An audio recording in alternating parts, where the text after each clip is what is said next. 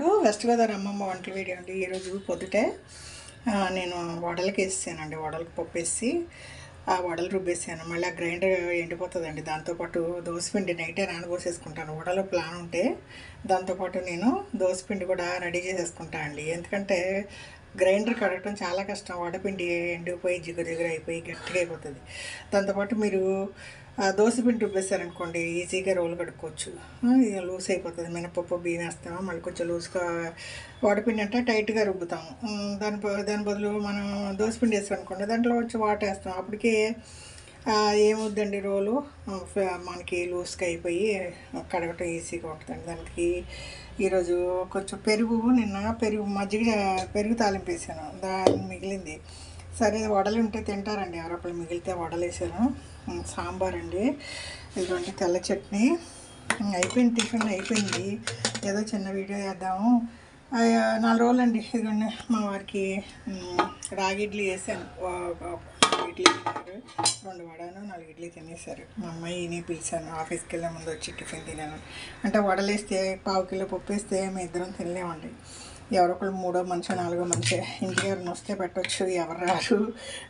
Corona time నుంచి జనాలు ఇళ్ళకి వచ్చేది తగ్గిపోయారండి. ఫ్యామిలీ ఫ్రెండ్స్ ఇదివరకు ఒకళ్ళ ఇంటికి ఒకళ్ళు బాగా వెళ్ళేవాళ్ళం. ఏంటో అలవాటు పోయి చాలా తగ్గిపోయిందండి. నిన్న మజ్జిగచారు చేశాను. అది దాన్ని నాకు ఇష్టం అండి. పెరుగు అంటే ఇష్టం. ఉంటే తింటారండి. లేదంటే వేడిగా వేస్తేనే పెరుగు పీల్చుకుంటుందండి. మీరు చల్లారినాక వేసుకునే దానికన్నా వేడిగా అలా నూనెలోంచి తీసి అలా పెరుగులో వేసారంటే బాగా ఉబ్బుతాయి, బాగుంటాయండి. ఇది వెస్ట్ గోదావరి అమ్మమ్మ వంటల వీడియో అండి. నేను 3 రోజుల నుంచి ఫోన్ చూడాలంటే విసుకొచ్చేస్తుందండి. ఏంటో ముష్టి పికిల్స్ అంటారు, ఏదో అక్క చెల్లెలు తిడుతున్నారు. గోలండి, ఒకటే గోల. దేశంలో ఎన్ని సమస్యలు ఉన్నాయండి. అక్కడెక్కడ హైదరాబాద్లో అడవిని నరికేస్తున్నారని గొడవ పెట్టుకుంటున్నారు. ఎక్కడో అమ్మాయిని గుడి దగ్గర నిద్ర చేసిన అమ్మాయిని 7గురు అత్యాచారం చేసి కష్టపెట్టారంటే వాళ్ళందరినీ పట్టుకుని 4 బాధాలి, వాళ్ళని పనిష్మెంట్ ఇవ్వాలి. అలాంటి వాటికి పోరాడాలండి.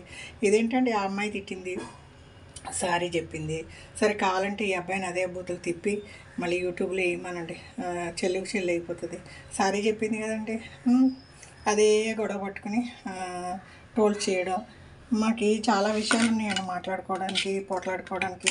యూట్యూబ్ అమ్మాయిని అంతమంది పోట్లాడి యూట్యూబ్ ముగించారు, పచ్చళ్ళకు మూత పెట్టారు. అలాంటిదే చెడ్డ పనులు జరగకుండా మనం ఎన్నో పోరాడొచ్చండి. ఇంకొకళ్ళు అమ్మాయిని అబ్బాయికి ఇచ్చి పెళ్లి చేయండి అంటే ముష్టి పచ్చళ్ళే కొనలేనుడు అంత కాస్ట్లీ పచ్చళ్ళు అమ్మే అమ్మాయిని చేసుకుంటే అమ్మాయి చేసుకోవాలి కదండి. చేసుకుందనుకోండి ఆ మార్కెట్కి చేపల సంచాను ఆ మసాలాలు దంచడానికి సాయం తీసుకెళ్తుంది. వాడికి ఆ కర్మ ఎందుకండి పాపం.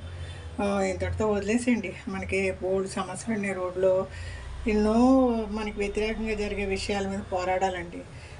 ఆడపిల్లలు పోనీయండి, తప్పో ఒప్పో జరిగిపోయింది, సారీ చెప్పింది. కావాలంటే ఆ అబ్బాయిని కూడా అదే మాటలు ఆ అమ్మాయి మగవాళ్ళని ఎలా తిట్టిందో అదే ఆడవాళ్ళకి ఎలా వర్తిస్తుందో అది మార్చి తిడితే సరిపోద్ది కదా.